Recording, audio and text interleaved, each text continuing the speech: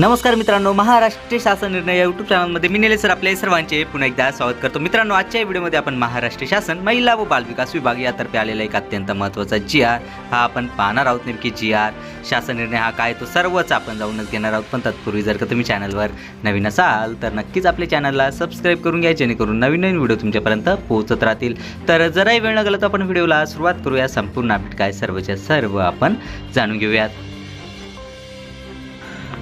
सन 2026 ते 27 याकरिता वित्तीय वर्षासाठी महिलांकरिता समुपदेशन केंद्रे या योजनेसाठी निधी हा वितरित करण्याबाबत म्हणजेच मित्रांनो, आपण या ठिकाणी पाहू शकता की सन 2026 ते 27 हे जे काही वित्तीय वर्ष आहे याकरिता महिलांकरिता जे काही समुपदेशन केंद्रे जी काही आहे त्या योजनेसाठी निधी हा वितरित करण्यासाठीचा हा जो काही आहे तो अत्यंत महत्त्वाचा GR आहे। नेमकी निधी हा किती वितरित केला जाणार आहे ते आपण समोर पाहणार आहोत। आपण या ठिकाणी पाहू शकता की महाराष्ट्र शासन महिला व बालविकास विभाग यातर्फेचा हा GR शासन निर्णय आहे। आपण या ठिकाणी दिनांक पाहू शकता की 23 जुलै 2026 म्हणजे की आज आणि आत्ताचा आलेला हा अत्यंत महत्त्वाचा GR आहे। चला तर जराही वेळ न घालवता आपण याबद्दलची संपूर्ण अपडेट काय सर्वच्या सर्व आपण जाणून घेऊयात।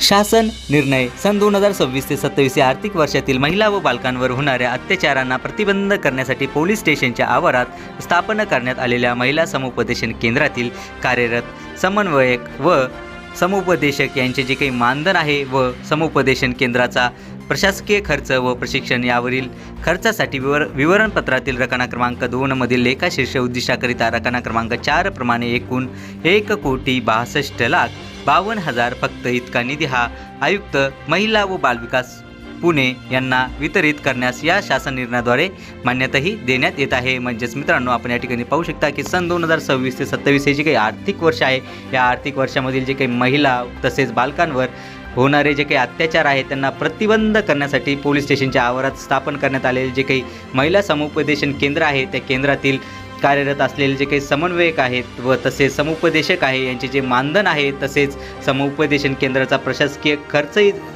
तसेच प्रशिक्षण यावरील जो काही खर्च आहे तो खर्च भागविण्याकरिता एकूण 1,62,52,000 एवढा जो काही निधी आहे तो या शासन निर्णयाद्वारे वितरित तसेच खर्च करण्यास ही मान्यताही देण्यात आलेली आहे। चला तर मित्रांनो, आशा करतो की तुम्हाला हा जो काही GR आहे शासन निर्णय आहे हा सर्व समजलाच असेल आणि याबद्दलची जी काही नवीन अपडेट येत राहील ती नक्कीच मी तुमच्यापर्यंत हे पोहोचवित राहील। पण तत्पूर्वी जर का तुम्ही चॅनलवर नवीन असाल तर नक्कीच आपल्या चॅनलला सबस्क्राईब करून घ्या, जेणेकरून नवीन व्हिडिओ तुमच्यापर्यंत पोहोचत राहतील। चला तर मित्रांनो, भेटूयात पुढच्या व्हिडिओमध्ये असंच एक नवीन अपडेटेड GR सोबत। तोपर्यंत धन्यवाद।